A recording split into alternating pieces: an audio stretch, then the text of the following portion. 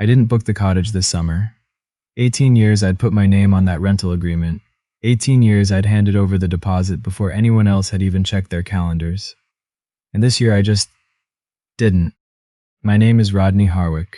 I'm 57 years old, and I worked as a journeyman electrician in Barrie, Ontario for 31 years. I retired early, or what passes for early when your knees have filed their own paperwork ahead of yours. I live alone in the house my wife and I bought before our daughter was born. My wife, Ellen, passed 11 years ago from cancer that moved too fast for anyone to stop. After she died, I held on to the one thing she'd loved most, the August long weekend at the lake. She'd found the place. A 2-story cottage on a bay off Lake Muskoka, green shutters, a dock that needed repainting every second year, a view that made you forget everything that had happened from January to July. The owner at the time was an older man who rented it by the week and knew our name by the 3rd summer. When he eventually sold, the new management kept the rental history. Legacy guests, he'd called us before signing over the keys to someone else. Ellen didn't live to see the 4th summer, but I kept booking it. I kept booking it because our kids had grown up on that dock, because it was the one place the family still felt whole, because somewhere in my chest I believed that, as long as we came back to that same bay, we were still us. That belief cost me a considerable amount of money over 18 years. The rental was around $4,500 a week at the start. By this past summer, it was north of $7,000. Not counting gas, groceries, the boat rental we added after year 5, and the kayaks my daughter decided were essential around year 9. I paid for all of it, not because anyone asked me to, not at first, but because I was good with numbers and good at making things happen quietly, and being useful felt close enough to being needed that I stopped noticing the difference. Somewhere around year 3, my daughter Jody had said, "Dad, you're so much better at logistics. Would you mind just handling the booking?" She said it the way she says most things, light, breezy, like she was doing me the favor by asking. So I handled it. The booking, the deposit, the final payment, the damage deposit, the grocery run the day before we arrived, the call to make sure the dock was cleared of the previous renter's gear. I handled it the way I handle most things, quietly, without announcement, because making things look effortless was the skill I'd spent my whole career sharpening. Jody took the credit, not with malice, I don't think, not in the beginning. It happened, these things happen. She was the one in the group chat. She was the one who told everyone the dates, who organized carpooling and set the meal schedule. So she became the one who organized the cottage. And I became the one who showed up. Her husband, Victor, had been in the picture for 7 of those 18 years. He's 41, sells financial products for one of the big banks, has a handshake he uses like punctuation. The kind of man who has a strong opinion on everything and has never once read a rental contract in his life. Then there's my son Lucas, 32, does HVAC installs for a trades outfit in Innisfil, honest face, never pretended I was anything other than his father. He noticed things the rest of the family walked past. And my sister Agnes, 62, sharp as a draw knife, the person in any room who says the least and sees the most. The summer everything changed. I drove up a day early, the way I always did, to open the place, air it out, clear the dock. The rest of the family was coming the next morning. I was on the dock that evening with a Tim Hortons from the Gravenhurst drive-thru when I heard voices from the neighboring property. The cottage next door had new renters that week, and they'd gathered a small group out by their fire pit. One of the voices I recognized. Victor. He'd driven up that afternoon without telling anyone. He was over there with a man I didn't know, beer in hand, that salesman's ease fully deployed. "We do it every August long weekend," I heard him say. "Jody runs the whole thing. Same cottage, same week, she's incredible at the organizing." The other man said something I couldn't make out. "It is a lot," Victor agreed. "Her dad comes up every year and kind of drifts around, gets in the way a bit. But Jody just works around it. Between us, we carry the whole thing." I sat very still on that dock. I watched the sun lower over the bay, and I didn't move for a long time. Not because I was stunned, more because something I'd been half aware of for years had just stepped into the light without any ceremony, and I needed to see it properly before I decided what to do. We carry the whole thing. That night I sat at the cottage kitchen table with my laptop and 18 years of bank statements. I'm a man who keeps records. It's the electrician in me. You document everything. You label every wire. You know exactly what current is running where. I added it up. The rental, the groceries, the boat, the kayaks, the fuel, the incidentals. Back through every August since the year after Ellen died. The total sat there glowing on the screen in the dark kitchen, and I looked at it for a long while. I won't say the number out loud, but I'll tell you it was enough to have made a meaningful difference to an RRSP my doctor had recently described as leaner than he'd like to see. After I added up the money, I did the other accounting. In 18 summers on that lake, how many times had I felt like a father at that table, and not a service that happened to come with a wallet? How many times had anyone said, not assumed, actually said, that they couldn't have done it without me? I sat with that question for a long time. I couldn't find a single year. I didn't make a scene that last morning. I didn't say anything to Victor or to Jody when everyone arrived the next day, with their sunscreen and wine and good moods.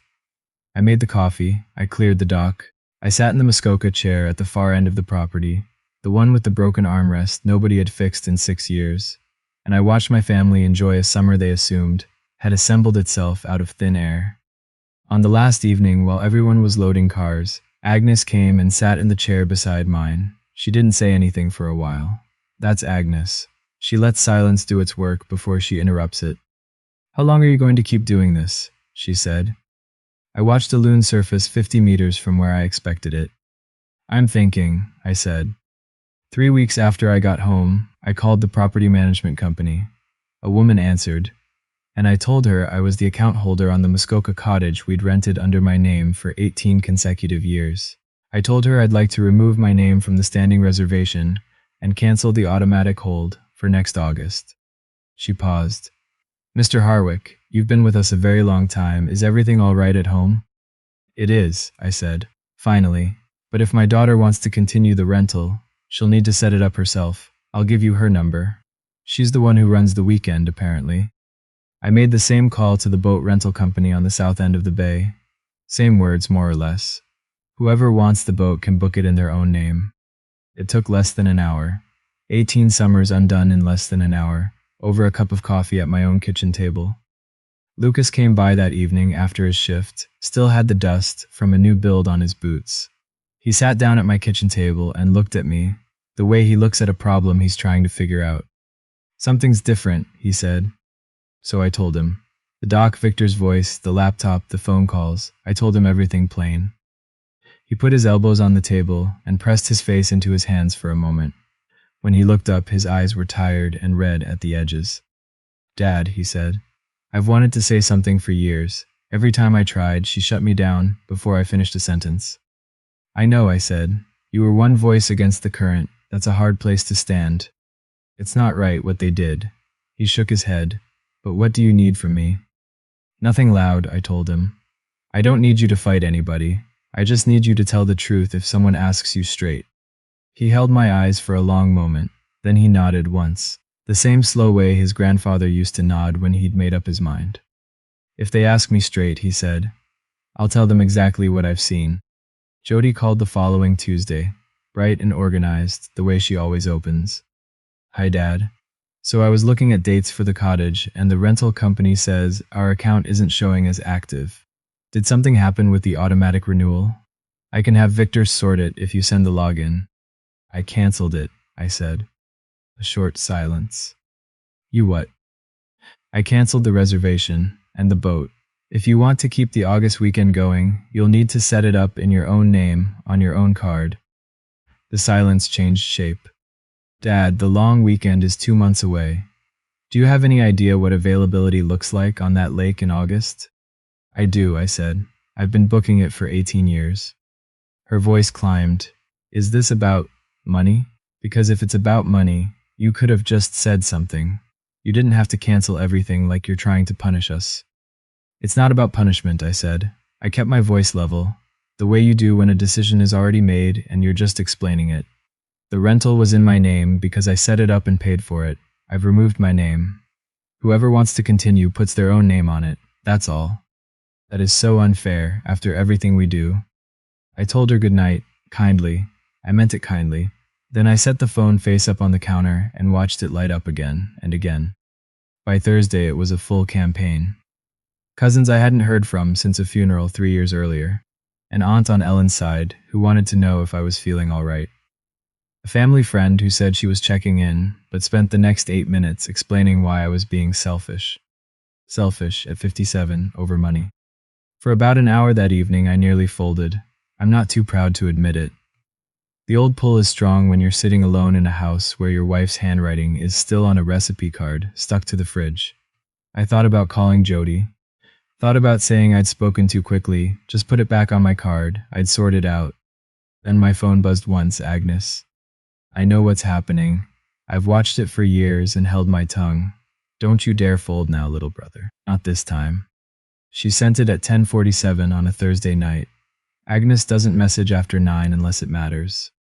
I read it twice. I set the phone down. I let the rest of the calls go to voicemail, and I sat in the quiet of my own house, the one I'd kept warm for everyone else, and I let the phone ring itself out. Victor didn't call. Victor showed up.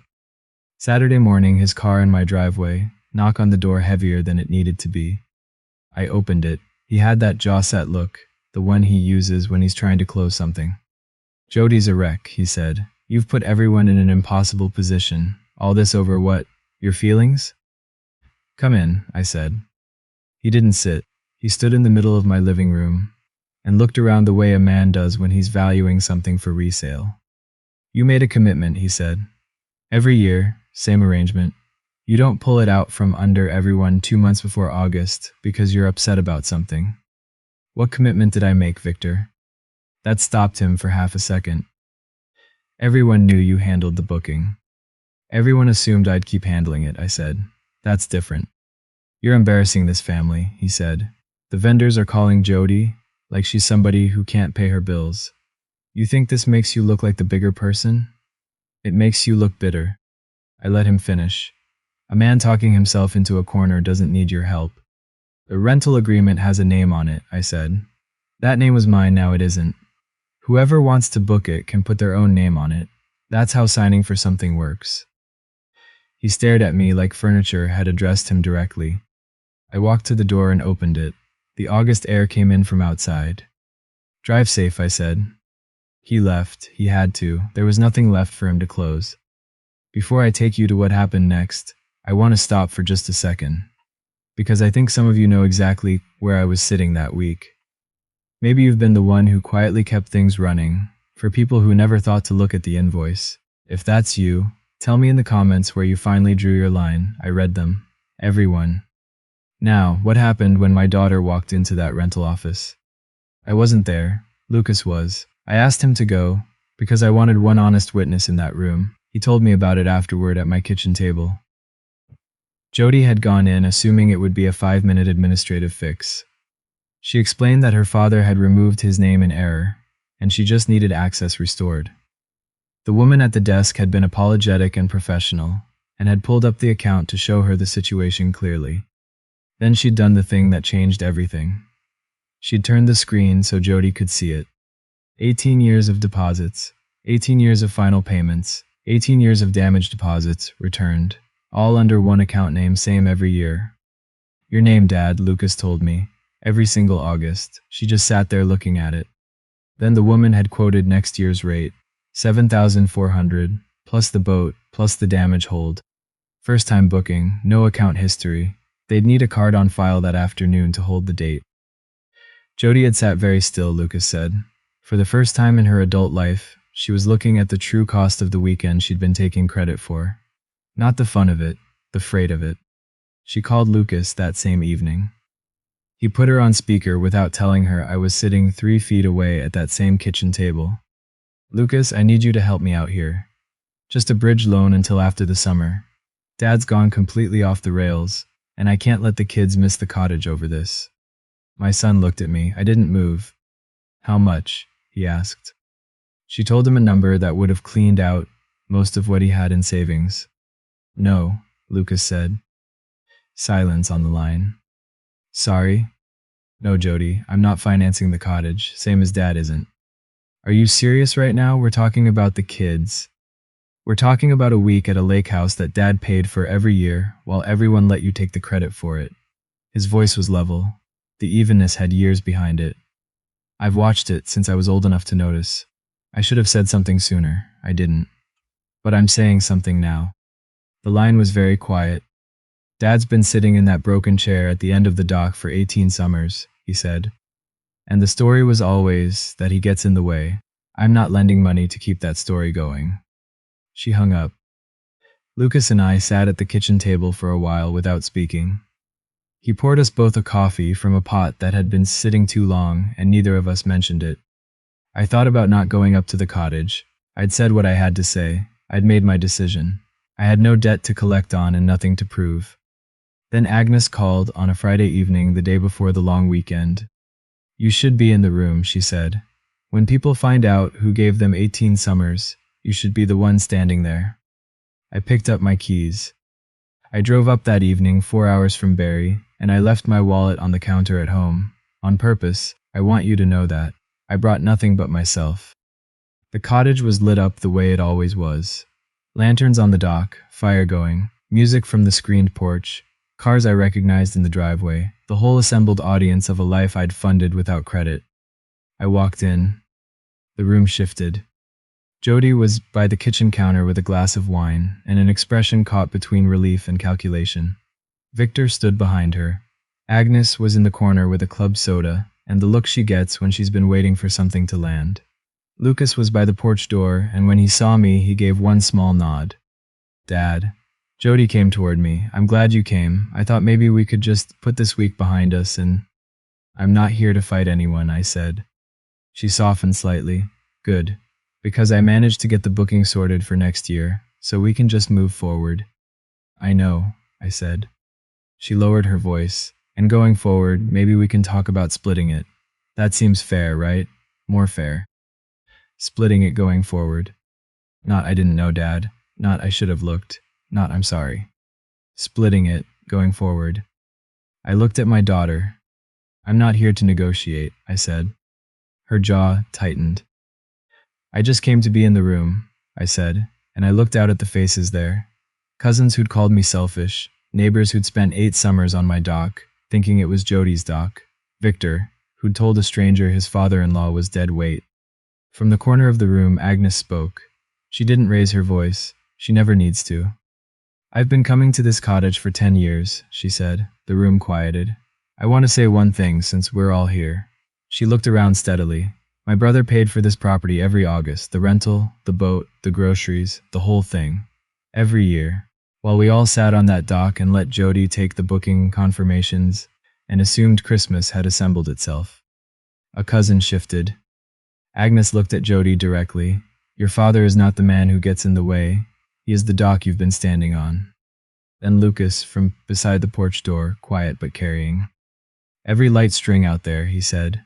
Every week any of us have had on this lake. That was Dad. And we let him sit in the chair with the broken armrest and called him the problem. The room did the math the way rooms do when someone finally says the number out loud.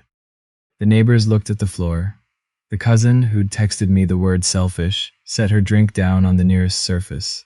Victor's expression, the easy, in-control look he'd worn since I walked in, slid off his face as he understood that the neighbors he'd performed for on their dock had just learned exactly who'd been running the thing he'd taken credit for. I let it settle. This was the kind of moment that ruins itself if you talk over it. Then I spoke, because some things a father should say himself. I kept coming back to this lake because Ellen loved it, I said. After she passed, it was how I held the family together. I thought if I kept paying, kept showing up, kept making it work, I'd still belong somewhere in it.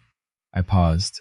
What I didn't understand until this summer was that buying your way into a family is not the same as belonging to one. A few people looked at their shoes.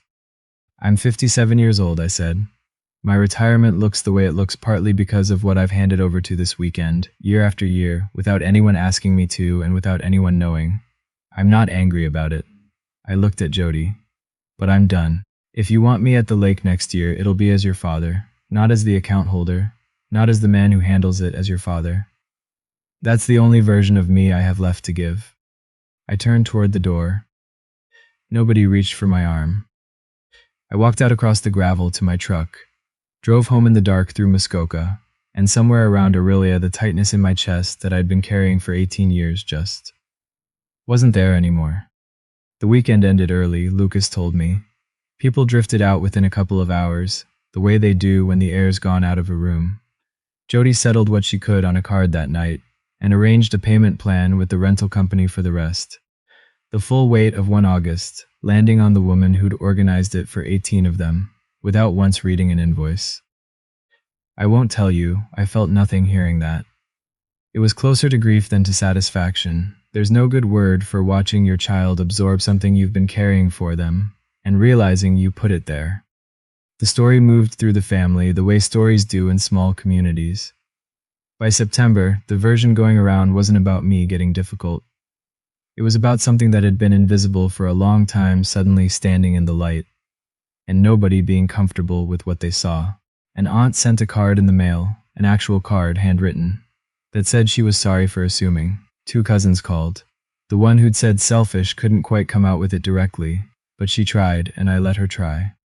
Victor got quiet in a way Victor doesn't usually get quiet. He'd spent some currency that August on a dock, performing for neighbors, who happened to be in the same social circles as his clients. Some things you say and can't take back. In October, Jody called and asked if she could come for dinner, just her. She sat at my kitchen table, the same table where I'd done 18 years of bookings, and for a while she didn't say much. She turned her mug in her hands. I genuinely didn't know the number, she said finally. I know that's not an excuse, but I never sat down and looked. You always had it handled before I thought to ask. I made it easy not to look, I said. That's on me too. She was quiet for a moment. I keep thinking about what Agnes said. She looked up. That you are the doc. Her voice caught slightly. I've been telling everyone you get in the way, and you were the one making sure there was a way to get into. I didn't rush her. I don't know how to fix it, she said. I don't know how long that takes. It takes as long as it takes, I said. There's no deposit on it. She almost smiled. After she left, the old voice came back, the reasonable one, the one that sounds like love and costs you everything. She came to you. She said she was sorry, more or less. She's your daughter. Why not just put a little something toward next summer? What's your savings for, if not your kids? I sat with that voice in the dark kitchen for a while. I know it well by now. It's the voice that cost me 18 Augusts. My phone buzzed. Lucas. Whatever you're about to do, don't. I set the phone down. I closed the banking app I hadn't even realized I'd opened. I made myself a proper dinner and ate it at the kitchen table and felt something I hadn't felt in a long time. Room. Just room. The following summer I rented a smaller place, a modest cabin on a quieter bay, nothing fancy, a deck and a canoe and a dock that didn't need anything from me. I paid for it and I invited who I wanted. Lucas came. He brought a woman I hadn't met, easy locking, who asked about my work like she meant it. Agnes came a day early and bossed me around my own barbecue, and it felt exactly right. Jody came for the second weekend. She brought the grandkids and a potato salad she'd made herself. She was quieter than I was used to seeing her. She asked if she could help with things, small things, and I said yes, and she did them without looking for credit in any of it. Things weren't repaired. You don't undo 18 summers over one canoe trip. There was a carefulness between us, a bruised tenderness that needed time, but she was trying. I could see it was real. On the last evening, she found me on the dock after the grandkids had gone inside. We stood looking at the water for a while, and then she said quietly, without preamble, "Thank you for all of it. All 18 of them. I should have said it every year, and I never said it once." Her voice went thin. "I'm sorry it took losing it for me to finally see you." No favor writing behind it, no clipboard, no balance due. I put my arm around my daughter, and it didn't cost me a thing. Here's what I know now, at 57, that I wish I'd known at 40. You cannot hold a family together with a credit card. You can only delay the moment when they have to learn to hold themselves. The summer I stopped paying was the summer I found out what I was actually worth, and to whom. I know my value now. I'm keeping it.